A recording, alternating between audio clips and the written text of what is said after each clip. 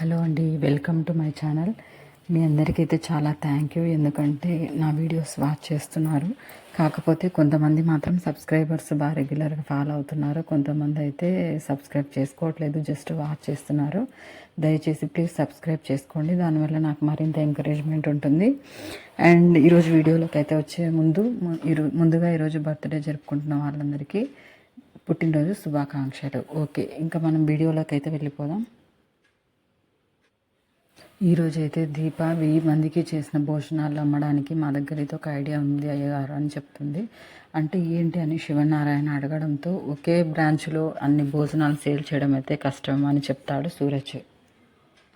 అందుకే వాటిని సేల్ చేయడానికి మా దగ్గర ఒక ప్లాన్ అయితే ఉంది అంటాడు. నాంచకుండా పాయింట్కి రమ్మని చాలా విసుగ్గా అంటాడు శివనారాయణ. అనగానే మనకు వంటలక్క స్పెషల్ ఫ్లాష్ సేల్ అని ఒక యూట్యూబ్లో ఒక సోషల్ మీడియాలో ఒక వీడియో అనేది క్రియేట్ చేసినట్టు చూపిస్తాడు సూరజ్. మన దగ్గర అయితే ఒక ఐడియా అయితే ఉంది అంటుంది దీప. మరి ఏంటి అది అని అంటే, మన దగ్గర ఉన్న భోజనాలన్నీ దాదాపు 1000 ఉన్నాయి కదా, అందులో 800 వరకు భోజనాలు మన బ్రాంచెస్ ఏవైతే ఉన్నాయో ప్రతి ఒక్క బ్రాంచ్కి 200 చొప్పున పంపిద్దామని చెప్తుంది. అప్పుడు మరి మిగతా 200 భోజనాలు ఏం చేద్దామంటాడు శివనారాయణ. అవి మన అనాథాశ్రమానికి మన బ్రాంచ్ పేరు మీద పంపిద్దామంటాడు సూరజ్. తొందరగా నాంచకుండా పాయింట్కి రండి అంటాడు శివనారాయణ. మనం ఇప్పుడు వంటలు అనేవి సరే, మీ ప్లాన్ బాగానే ఉంది, కానీ ఈ వంటలను మనము డిస్ట్రిబ్యూట్ చేయాలంటే అక్కడ ఆల్రెడీ వంటలు ప్రిపేర్ చేస్తూ ఉంటారు కదా, మరి ఆ భోజనాలు ఏం చేయాలి? ఇప్పుడు ఆల్మోస్ట్ అందరికీ లంచ్ టైం అవుతుంది కదా అంటాడు శివనారాయణ. మన దగ్గర ఉన్న ఫుడ్ ఎక్కువ ఉన్నమాట నిజమే, కానీ మన దగ్గర ఉన్నటువంటి ఫుడ్ ఎక్కువ ఉన్నప్పుడు మనుషులు ఎందుకు ఎక్కువ రాకూడదని అడుగుతాడు సూరజ్. జనం ఎలా వస్తారంటాడు శివనారాయణ. అప్పుడు బహుమతులు పెట్టి అని చెప్తుంది దీప. బహుమతులా అని అడుగుతుంది ఆశ్చర్యంగా జోష్న. సరే, ఏంటి ఆ బహుమతులు అని అడుగుతాడు దశరథ. అడగగానే గోల్డ్ కాయిన్స్ అంటుంది. అందరూ నిశ్చేష్టులవుతారు. గోల్డ్ కాయిన్సా అని అంటారు. అప్పుడు అమ్మ వంటలక్క, ఇప్పుడు ప్రజెంట్ గోల్డ్ ఎంత రేటు ఉందో నీకు తెలుసా అని అడుగుతుంది జోష్న. అడగగానే కార్తీక్, కొంచెం వాళ్ళు చెప్పేది వినండి అని అంటాడు కార్తీక్. ఇంకా ఏమంటాడంటే, కేవలం ఏమీ తెలియకుండా ఏమీ తెలుసుకోకుండా ఒక ప్లాన్ అనేది అయితే లేకుండా ఇలాంటివి పెట్టారు కదా అంటాడు. అయితే చెప్పండి అదేంటో, ఆ ప్లాన్ విన్న తర్వాతనే మాట్లాడతాను అంటుంది జోష్న చిరాగ్గా. అప్పుడు సూరజ్ వచ్చేసి ఏమంటాడంటే, మనము మన జోష్న రెస్టారెంట్ తరపున ఒక డిప్ అయితే పెడదాము. వచ్చిన వాళ్ళందరూ భోజనం చేసి ఆ బిల్లులన్నీ తీసుకొని మన యొక్క డిప్ బాక్స్లో అయితే వేయాల్సి ఉంటుంది అంటాడు సూరజ్. అప్పుడు దాన్ని వివరిస్తాడనమాట. అంటే ఎలా ఉంటుంది ఆ ప్రోగ్రామ్ అనేది. మనకు లంచ్ టైం 3 hours అయితే ఉంటుంది కాబట్టి దాదాపు ప్రతి గంటకి ఒక గోల్డ్ కాయిన్ అనేది తీస్తాము. అలా 3 గోల్డ్ కాయిన్స్ అనేవి బహుమతిగా పెడతాము. అంతేకాదు, ఇవే కాకుండా వీటితో పాటు ఇంకొక గిఫ్ట్ కూడా ఉంది అంటుంది వంటలక్క. ఒక కస్టమర్కి 10 రోజుల పాటు ఫ్రీ టిఫిన్ అనేది పెడతాము అని అంటుంది. అప్పుడు అయితే ఈ కంపెనీని దివాలాకు తీసేదాకా ఊరికే ఉండేటట్టు లేవు అంటుంది జోష్న. అసలు మీరు ఎప్పుడు పబ్లిసిటీ ఇవ్వాలి, జనాలు ఎప్పుడు రావాలి, ఎప్పుడు తినాలి, ఇదంతా జరిగేది ఎప్పుడు, అసలు ఇదంతా ఇంపాసిబుల్ అని జోష్న చాలా చిరాగ్గా చెప్తుంది. అప్పుడు పాసిబుల్ అవుతుంది జోష్న అంటుంది దీప. ఇందులో మైనస్ ఏంటో తెలుసా అని అడుగుతుంది జోష్న. మనకు ఎక్కువగా టైం లేకపోవడము దీంట్లో ఒక పెద్ద మైనస్. ఒకవేళ మీరు పబ్లిసిటీ చేసినా వచ్చే జనము మనం ఎక్స్పెక్ట్ చేసినంత రేంజ్లో ఉండకపోవచ్చు అంటుంది జోష్న. అప్పుడు ఈ విషయం అందరినీ ఆలోచింపచేస్తుంది ఒక క్షణం. ఒకవేళ కస్టమర్స్ అంతమంది వచ్చినా రాకపోయినా మనం అనౌన్స్ చేసినట్టుగా బహుమతులు అయితే ఇవ్వాల్సి ఉంటుంది కదా అంటుంది జోష్న. ఇంకేమంటుందంటే, ఒకవేళ మనకు ఫుడ్ సేల్ అయ్యేది కాకపోవడం వల్ల జరిగే నష్టం లక్షల్లో ఉంటే ఈ గిఫ్ట్ వీటి వల్ల మనకు వేలల్లో మరింత నష్టం కలుగుతుంది అంటుంది. మన వంటలక్క గారు మేధావి సూరజ్ గారు అన్ని బ్రాంచెస్కి ఐడియాను షేర్ చేసి అన్ని బ్రాంచులను దివాలా తీయాలనుకుంటున్నారంటుంది జోష్న. అయితే నువ్వు ఐడియా చెప్పు జోష్న అంటాడు కార్తీక్. నేనెందుకు చెప్తాను, నేనేం తప్పు చేశాను, అయినా నేను ఈ ఆర్డర్ వద్దని ముందే చెప్పానంటుంది జోష్న. అయినా వినకుండా ఈ వంటలకే ఆ ఆర్డర్ను తీసుకుంది అని చాలా దెప్పుతుంది. అయినా బండి మీద ఇడ్లీలు అమ్ముకునే వాళ్ళకి కార్పొరేట్ బిజినెస్ గురించి ఏం తెలుస్తుంది అంటుంది జోష్న. ఇంకా అంతేకాదు, ఈ దీప మనుషులను అంచనా వేయడంలో ఫెయిల్ అయింది. ఇప్పుడు ఈ జరిగిన నష్టం కోలుకోవాలంటే ఆ బ్రాంచ్కి దాదాపు 4 సంవత్సరాల టైం పడుతుంది అంటుంది జోష్న. నిజమే జోష్న నువ్వు అన్నది. దీప మనుషుల్ని అంచనా వేయడంలో ఫెయిల్ అయితే అయ్యుండొచ్చు, కానీ వ్యాపారం చేయడంలో దీప ఎప్పుడూ ఫెయిల్ కాదు. అది ఇడ్లీ బండి అయినా, సత్యరాజు రెస్టారెంట్ అయినా, ఏదైనా కానీ అని సపోర్ట్గా మాట్లాడతాడు కార్తీక్. అది సరే బావా, ఇంత భోజనం, ఇంత ఫుడ్ ఇంత తక్కువ టైంలో ఎలా సేల్ చేస్తారు అంటుంది జోష్న. సేల్ చేస్తాం జోష్న అంటుంది దీప. ముందు మనుషుల్ని నమ్మడం నేర్చుకో అంటుంది దీప. నమ్మితేనే కదా నాశనం చేసినావు అంటుంది జోష్న. ఈ ప్లాన్ను వర్కౌట్ చేసే బాధ్యత నాదే అంటుంది దీప. నాకైతే నమ్మకం లేదు అని ఇద్దరు వితండవాదం చేసుకుంటుండగా శివనారాయణ కోపంతో ఊగిపోతూ ఇంకా ఆపుతారా ఇద్దరు అని అంటాడు. ఇంకా ఆపుతారా ఈ విషయం అంతా, ఏదైనా ముందుకెళ్ళే ప్రయత్నం చేస్తారా, మనకు ఉండే టైమే తక్కువ అని శివనారాయణ కోపంతో ఊగిపోతాడు. నేను అడిగే దాంట్లో ఏం తప్పుంది తాత, నేను అడిగేవన్నీ వ్యాలిడ్ పాయింట్సే కదా అంటుంది జోష్న. నాకైతే ఆన్సర్ కావాలి అని అడుగుతుంది. ఇంత తక్కువ టైంలో ఎలా పబ్లిసిటీ చేస్తారో అని అడుగుతుంది జోష్న. అదంతా మాకు వదిలే, మా దగ్గర ఒక ఫ్లాష్ న్యూస్ చేసే ఆలోచన ఉంది అంటాడు సూరజ్. దాన్ని పూర్తి చేసే బాధ్యత మాదే అంటాడు సూరజ్. మమ్మల్ని నమ్మండి అంతే చాలు అని అడుగుతాడు సూరజ్. నేను నిన్ను నమ్ముతున్నాను అంటాడు శివనారాయణ. అప్పుడు దీప మరియు సూరజ్ కళ్ళల్లో ఒక సంతోషం కనిపిస్తుంది. అన్ని బ్రాంచులకు భోజనం పంపిద్దామంటాడు సూరజ్. నా బ్రాంచ్కి మాత్రం నేను ఒప్పుకోను అంటుంది జోష్న. ఎందుకు అని అడుగుతాడు దశరథ. ఏంటి డాడీ, నేను ఆల్రెడీ నా బ్రాంచ్లో ఫుడ్ అనేది ప్రిపేర్ చేయించాను కదా, అదంతా వేస్ట్ అయిపోతుంది అంటుంది జోష్న. అప్పుడు నాకు నష్టమే కదా అంటుంది.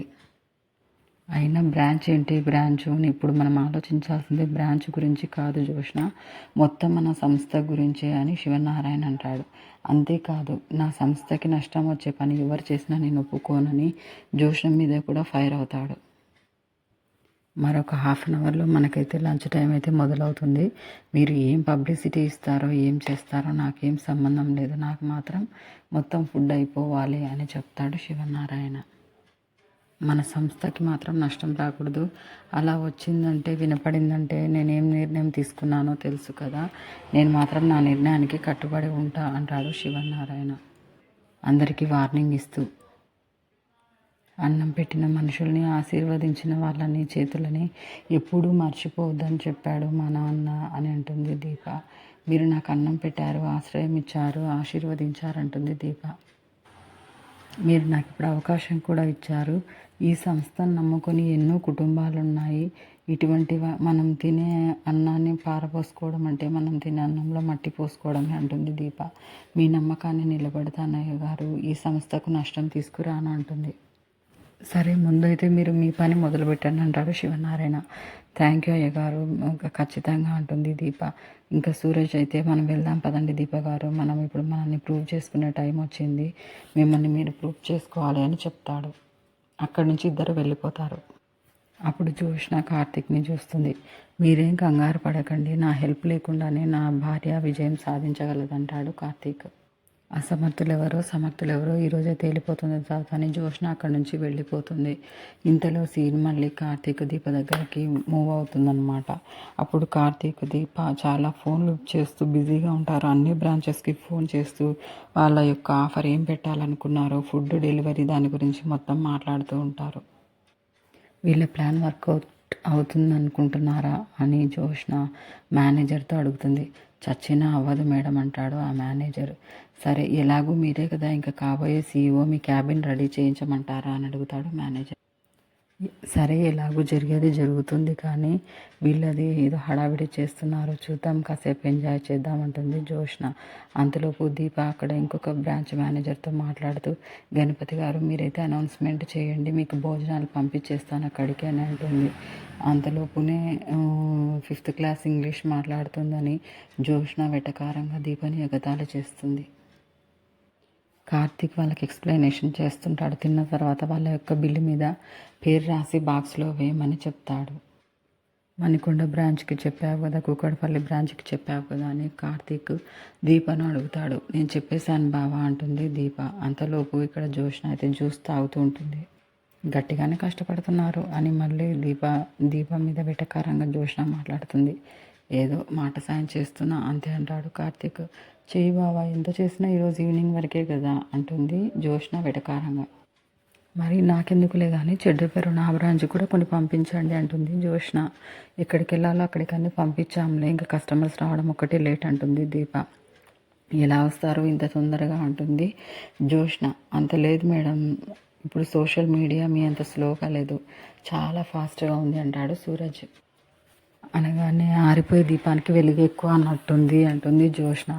అప్పుడు దీప గారు, నేనైతే అన్ని పబ్లిసిటీ కోసం కావాల్సిన పనులన్నీ చేశాను, అలాగే అనాథాశ్రమానికి కూడా కావాల్సిన భోజనాలు అయితే పంపించేశాను అంటాడు సూరజ్ దీపతో. అయినా అప్పుడు ఎందుకు సూరజ్ తొందరపడము, కాసేపు ఆగండి, ఎలాగో అన్ని భోజనాలు మిగిలిపోతాయి కదా, అప్పుడు అవి కూడా కలిపి పంపించవచ్చు అంటుంది జోష్న. పెద్ద మేడం గారు మీ కోఆపరేషన్ చాలా ఎక్కువైనట్టుంది అంటాడు కార్తీక్. నేను జరగబోయే చెప్తున్నా బావా అని అంటుంది జోష్న. అంత అవసరం రాదులేండి అంటాడు కార్తీక్. ఎలాగో సేల్ అవుతాయిలే అంటే, ఒకవేళ ముందుగానే జాగ్రత్త తీసుకోండి, మళ్ళీ మిగిలిపోయిన భోజనాలు ఏం చేయాలో అంటుంది జోష్న. అంతలోపు దీపకు కాల్ వస్తుంది. బావా ఫోన్ అని అంటుంది. మాట్లాడు దీప, గుడ్ న్యూస్ అయి ఉంటుందిలే అంటాడు కార్తీక్. అప్పుడు అక్కడ నుంచి మేనేజర్ ఏమని చెప్తాడంటే, దీప గారు ఇక్కడైతే ఎవరు కస్టమర్స్ రావడం లేదు మేడం అంటాడు. అప్పుడు దీప డల్గా తల ఊపుతుంది. అప్పుడు మళ్ళీ మన జోష్న చాలా బాగా యాక్ట్ చేస్తుంది. ఇలా బెండ్ అయ్యి ఆమె చేసినటువంటి యాక్షన్ చాలా చాలా బాగా అనిపిస్తుంది. ఏంటి ఎవరు కస్టమర్స్ రావట్లేదని చెప్తున్నాడా అని అడుగుతుంది జోష్న. మీరు ఎలా గెస్ట్ చేస్తారు మేడం అని అడుగుతాడు మేనేజర్. అక్కడ ఏం జరుగుతుందో అదంతా లైవ్లో దీపం మొహంలోనే కనపడుతుంది అంటుంది జోష్న. మేడం మీరు సూపర్ మేడం, మీ ఎక్స్పీరియన్స్ సూపర్ అని చెప్తాడు. సరే మీరేం టెన్షన్ పడద్దండి అని సూరజ్కి చెప్తాడు. సూరజ్ నువ్వు కాల్ చేయంటాడు. అప్పుడు సూరజ్ ఇంకొక మేనేజర్కి కాల్ చేయగానే ఆ బ్రాంచ్ మేనేజర్ వస్తున్నారు సార్ ఒకరిద్దరు, కానీ మనం అనుకున్న రేంజ్లో లేరు అని చెప్తాడు. అప్పుడు మళ్ళీ జోష్న యాక్షన్ చూడాలి, చాలా బాగా చేస్తుంది. ఏంటి మనం అనుకున్నంత పబ్లిసిటీ లేదా అని అంటుంది. వంశీ, ఇంకా నీకు ఒక పని అయితే అప్పచెప్తాను, ఈరోజు ఈవినింగ్ నేనైతే సీఈఓ అయిపోతున్నాను అని అంటుంది జోష్న. అప్పుడు దీప చాలా దిగులుగా చూస్తుంది కార్తీక్. నేను ధైర్యంగా ఉండు అని సైగ చేస్తాడు కార్తీక్. ఈ విషయం, ఈ గుడ్ న్యూస్ అనేది ముందు ఒక ఇంపార్టెంట్ వ్యక్తికి చెప్పాలి అని జోష్న ఫోన్ తీసుకుని వాళ్ళ గ్రానీకి ఫోన్ చేస్తుంది. గ్రానీ ఇంకా పర్మనెంట్ సీఈఓ నేనే అని చెప్తుంది. అప్పుడు దీప డల్లుగా తల దించుకుంటుంది. మళ్ళీ ఇంకా బావా నువ్వు నాతో రా, మన ఇద్దరికి పని ఉంది, బయటికి వెళ్ళాలి అంటుంది. వీళ్ళకి ఏమైనా హెల్ప్ అవసరమేమో అంటాడు కార్తీక్. అది వాళ్ళు చూసుకుంటాడులే బావా, వాళ్ళ పనితో నీకేం పని అంటుంది జోష్న. మనం ఓడిపోయేలా ఉన్నాం సూరజ్ గారు అంటుంది దీప. అనగానే ఓడిపోం దీప గారు అంటాడు సూరజ్ భరోసా ఇస్తూ. నా దగ్గర ఒక ఐడియా ఉంది అంటాడు. ఏంటది అని అడుగుతుంది దీప. నాన్న మనకు లంచ్కు టైం అయింది అని అడుగుతాడు దశరథ. నేను ఈరోజు భోజనం చేయనంటాడు శివనారాయణ. ఆకలిగా ఉంటే సమస్యలన్నీ తీరిపోతాయి ఏంటి తాత అంటుంది జోష్న. ఈరోజు ఈవినింగ్ వరకు నాతో ఎవ్వరూ మాట్లాడొద్దండి అంటాడు శివనారాయణ కోపంగా. నువ్వు ఎక్స్పెక్టేషన్స్ పెట్టుకోవాల్సిన పని ఏం లేదు తాత అని అంటుంది జోష్న. వంటలక్క స్పెషల్ తినడానికి ఎవరు రావడం లేదంట, ఇప్పుడే వీళ్ళందరూ కాల్ చేసి అప్డేట్స్ కనుక్కున్నారు అని అంటుంది జోష్న. ఈవినింగ్లోపు ఏ అద్భుతాలు జరగమంటుంది జోష్న. అప్పుడు అంతలోపే మేనేజర్ పరిగెత్తుకుంటూ వస్తాడు. ఏంటి వంశీ అని అంటుంది జోష్న. మేడం మీకు ఒక వీడియో చూపించాలి అంటాడు. ఏంటి కార్తీక్ అంటాడు. ఏంటి మీకు అంత మొహమాటము, మా అందరికీ చూపించవచ్చు కదా, మీ మేడంకి చూపించాలా అంటాడు కార్తీక్. ఆయన కంపెనీ అంతటికీ మేనేజర్, కానీ నాకొక్కడికేం కాదు, అందరికీ వీడియో ఏంటో చూపించు అని అంటుంది జోష్న. అప్పుడు యాహూ చూసారా friends, 10 days tiffin pass free నాకు వచ్చింది, ఇది వంటలక్క వల్ల ఫుడ్ తిన్నందుకు అని ఒక అతను పబ్లిసిటీ ఇస్తున్నటువంటి వీడియో చూపిస్తారు. ఇదంతా తప్పని వాదిస్తుంది జోష్న. ఇదంతా ఫేక్ అని అంటుంది. అంటే అప్పుడు శివనారాయణ అందులో ఏం తప్పు లేదు అని అంటాడు. మనమేం ఎవరిని మోసం చేయట్లేదు, ఇది బిజినెస్లో ఒక ట్రిక్ అంతే, ఇది పబ్లిసిటీ అంటారు, దీన్ని మోసం అన్నారు అని శివనారాయణ సపోర్ట్ చేస్తాడు దీపా వాళ్ళని. అప్పుడు సూరజ్ కూడా మేమేం మోసం చేయలేదు, నేను నానిని డ్రెస్ మార్చుకొని జస్ట్ నేను చెప్పినట్టు చెప్పమన్నాను, అతడు చెప్పాడు అంతే, అందులో తప్పేముంది, నానికి ఫ్రీ పాస్ వచ్చింది ఫుడ్కి అని చెప్తాడు. కాబట్టి మిగతా వాళ్ళు కూడా ఆశపడి అందరూ ముందుకు వస్తారు, అప్పుడు మనకు మీల్స్ అనేవి సేల్ అయిపోతాయి అంటాడు సూరజ్. ఖచ్చితంగా జనం అయితే వస్తారు, కావాలంటే మీరు వేరే ఏదైనా బ్రాంచ్కి కాల్ చేసి కనుక్కోమంటాడు సూరజ్. ఇదంతా చీటింగ్ అని అంటుంది జోష్న. దీన్ని చీటింగ్ అన్నారు మేడం, స్ట్రాటజీ అంటారు, అమ్మే వస్తువును 10 మంది ఆకర్షించాలంటే ఇటువంటి యాడ్స్ తప్పదంటాడు కార్తీక్. అవును, కార్తీక్ చెప్పింది కరెక్టే, నాకు కూడా దీంట్లో అయితే ఏ తప్పు కనిపించలేదని శివనారాయణ కూడా వాళ్ళందరికీ సపోర్ట్ చేస్తాడు. కరెక్టే, బిజినెస్లో ఇది కూడా అవసరం అంటాడు శివనారాయణ. సరే, సేల్స్ ఎలా ఉన్నాయో దీపకు కాల్ చేసి కనుక్కోండి అంటాడు. అంటే బ్రహ్మాండంగా ఉంటాయి, నువ్వేం దిగులు పడొద్దండి సార్ అంటాడు కార్తీక్.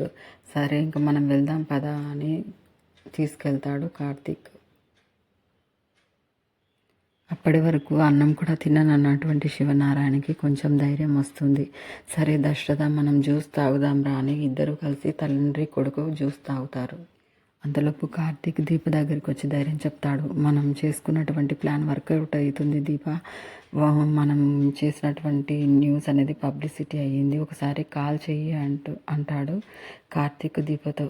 కార్తీక్ చెప్పగానే దీప కాల్ చేసి గణపతి గారు చెప్పండి ఏంటి విషయం అంటుంది. మనకు అక్కడ ఎలా ఉంది వాతావరణం అని న్యూస్ ఛానల్లో అడిగినట్టుగా అడుగుతుంది దీప. అప్పుడు అక్కడ ఉన్నటువంటి గణపతి అనే మేనేజర్, మేడం మన బ్రాంచ్కి తండోపతండాలుగా జనాలు అయితే వస్తున్నారు మేడం, మీరు పంపించిన ఫుడ్ అయితే కూడా సరిపోయేలా లేదనిపిస్తుంది అని అంటాడు.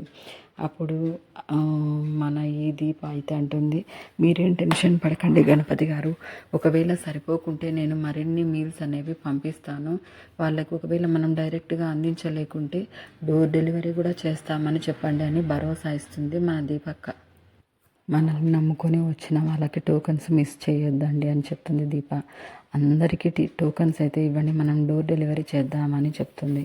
అంతేకాదు ఈ వంటలక్క ఫుడ్ అందరికీ టేస్ట్ చూపించాల్సిందే అంటుంది దీప. ఇది కొంచెం ఎక్కువ అనిపిస్తుంది, కానీ చాలా సంతోషంగా అయితే అనిపిస్తుంది ఈ వీడియో చూడగానే, ఎందుకంటే వాళ్ళు ఎంతో కష్టం నుంచి అయితే కోలుకునే సిచ్యువేషన్ వస్తుంది కాబట్టి. ఇంకా వంటలక్కకి అయితే ప్లస్ అయినప్పుడు ఆటోమేటిక్గా మన జోష్న గారికి కూడా మైనసే కదా. సో ఇంకా జోష్న అయితే డీలా పడిపోతుంది. అంతలోపు మణికొండ బ్రాంచ్ నుంచి, కూకడపల్లి బ్రాంచ్ నుంచి ఈ దీపకు సూరజ్కి అందరికీ కాల్స్ వస్తూనే ఉంటాయి. ఇంకా అందరు సేమ్ డైలాగ్ అయితే రిపీట్ చేస్తూ ఉంటారనమాట.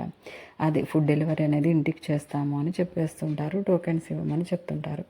ఓకే గాయ్స్, ఇంతటితో ఈరోజైతే ఎపిసోడ్ అయితే ముగిసింది. మరి రేపటి ఎపిసోడ్ కోసం ఖచ్చితంగా నా ఛానల్ని లైక్, షేర్, సబ్స్క్రైబ్ అయితే చేయండి ప్లీజ్. ఇది నాకు కొంత సపోర్ట్గా ఉంటుంది. Thank you so much.